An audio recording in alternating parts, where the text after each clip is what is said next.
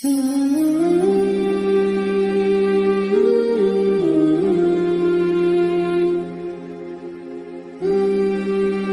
کی وجہ مذکور ہے کہ انہا مساکن الجن، انہا مساکن الجن کے وہ جنات کے رہنے کی جگہ ہے،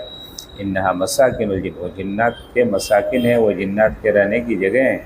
بلوں میں سوراخوں میں جنات رہتے ہیں، اس لیے اگر بلوں میں پیشاب کرو گے تو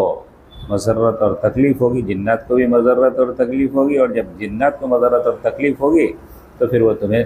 نقصان پہنچائیں گے، تمہیں تکلیف پہنچائیں گے، اس لیے بلوں میں پیشاب کرنے سے آپ صلی اللہ علیہ وسلم نے منع فرمایا ہے۔ چنانچہ یہاں پر روایت پڑھی گئی، عبداللہ ابن سرجس رضی اللہ عنہ کہہ رہے ہیں کہ نبی صلی اللہ علیہ وسلم نے نہا ان یبال فی الجحر، بل میں پیشاب کرنے سے منع فرمایا۔ قالوا لقتادہ، قتادہ کے شاگردوں نے قتادہ سے پوچھا کہ ما یکرہ من البول فی الجحر، اس کی وجہ کیا ہے، بل میں پیشاب کرنے کی ممانعات کی کیا وجہ ہے؟ قال، تو قتادہ نے جواب دیا کہ کانا یقال انہا مساکن الجن، کہ یہ کہا جاتا ہے کہ یہ جنات کے رہنے کی جگہ ہے، اس لیے اسے منع کیا گیا ہے۔ چل ما یقول الرجل اذا خرج من الخلاء، بیت الخلاء سے نکلنے کے بعد کون سی دعا پڑھنی چاہیے؟ ماقبل میں باب گزرا تھا کہ بیت الخلاء میں داخل ہونے سے پہلے کون سی دعا پڑھنی چاہیے، اور اب یہاں یہ باب ہے کہ بیت الخلاء سے نکلنے کے بعد کون سی دعا پڑھنی چاہیے۔ تو وہ دعا پڑھنی چاہیے جو حدیث میں معصور و منقول ہے۔ یہاں حدیث پیش کی گئی ہے حضرت عائشہ رضی اللہ عنہا کی کہ نبی صلی اللہ علیہ وسلم جب بیت الخلاء سے نکلتے تھے تو غفرانک فرماتے تھے کہ اللہ میری مغفرت فرما، میرے گناہوں کو معاف فرما، میری مغفرت فرما، میرے گناہ کو معاف فرما، غفرانک، یہ دعا پڑھتے تھے۔ چلو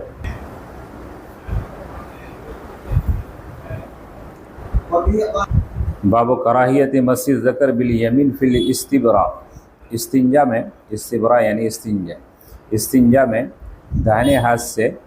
مس ذکر کی کراہیت، استنجا میں دائنے ہاتھ سے مس ذکر کی کراہیت، جب استنجا کرتے ہیں، چاہے استنجا بالماء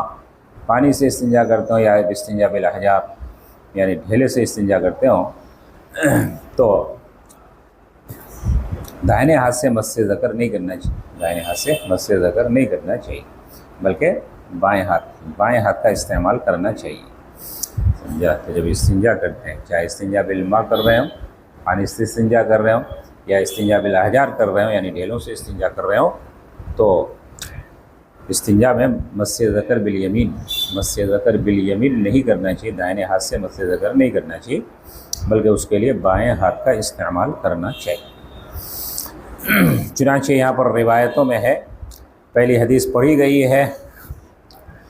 یحییٰ ابن عبداللہ ابن ابی قتادہ عن ابیہ کی روایت ہے، عبداللہ ابن ابی قتادہ رضی اللہ عنہ کہہ رہے ہیں کہ اللہ کے نبی صلی اللہ علیہ وسلم نے فرمایا کہ جب تم میں سے کوئی پیشاب کرے تو مس ذکر بالیمین نہ کرے، اپنے دائنے ہاتھ سے اپنے ذکر کو نہ چھوئے۔ یہ تو پیشاب سے متعلق ہوا، اور بیت الخلاء سے بھی متعلق ہے کہ اذا اتی الخلاء، کہ جب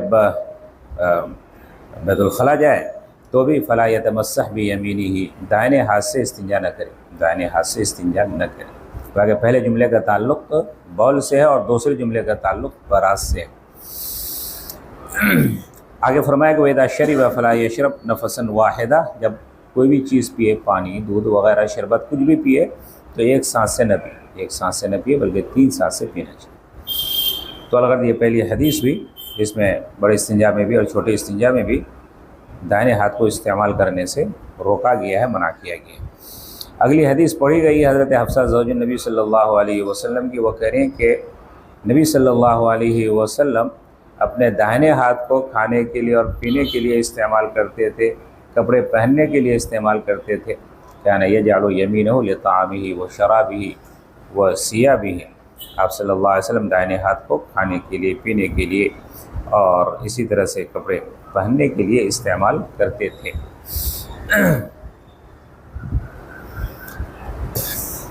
اور وَيَجْعَلُ شِمَالَهُ لِمَا سِوَى ذَلِكَ، اور اپنے بائیں ہاتھ کو ان کے علاوہ دوسرے کاموں کے لیے استعمال کرتے تھے۔ ان کے علاوہ دوسرے کاموں سے مراد وہ کام جو بظاہر گندے کام ہیں، جیسے استنجا کا کام ہے، ناک کی صفائی کا کام ہے وغیرہ۔ تو یہ بظاہر جو گندے کام ہیں، ان گندے کاموں کے لیے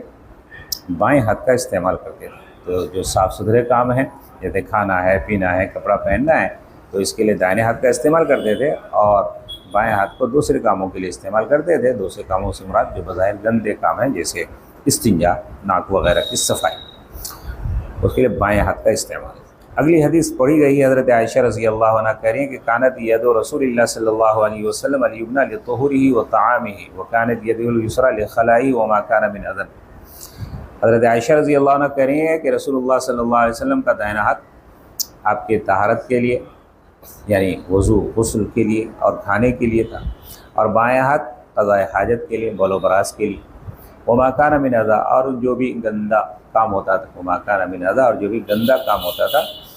گندے کام کے لیے۔ گندے کام کی مثال میں نے دی، جیسے ناک ہی صاف کرنا ہے، ناک صاف کرنا ہے۔ درسگاہ میں بیٹھ کر کے تم لوگ کس طرح سے